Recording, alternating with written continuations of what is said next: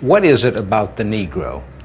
I mean, every other group that came as an immigrant somehow, not easily, but somehow got around it. Is it just the fact that Negroes are black? White America must see that no other ethnic group has been a slave on American soil.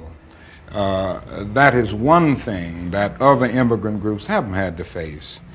The other thing is that the color became a stigma. American society made the Negro's color a stigma. America freed the slaves in 1863 through the Emancipation Proclamation of Abraham Lincoln, but gave the slaves no land or nothing in reality, and as a matter of fact, to get started on. At the same time, America was giving away millions of acres of land in the West and the Midwest, which meant that there was a willingness to give the white peasants from Europe an economic base.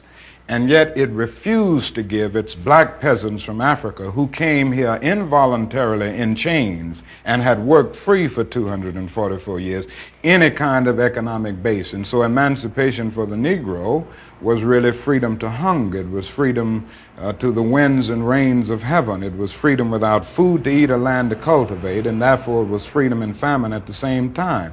And when white Americans tell the Negro to lift himself by his own bootstraps, they don't look over the legacy of slavery and segregation. I believe we ought to do all we can and seek to lift ourselves by our own bootstraps, but it's a cruel jest to say to a bootless man that he ought to lift himself by his own bootstraps. And many Negroes, by the thousands and millions, have been left bootless as a result of all of these years of oppression and as a result of a society that deliberately made his color a stigma and something worthless and degrading.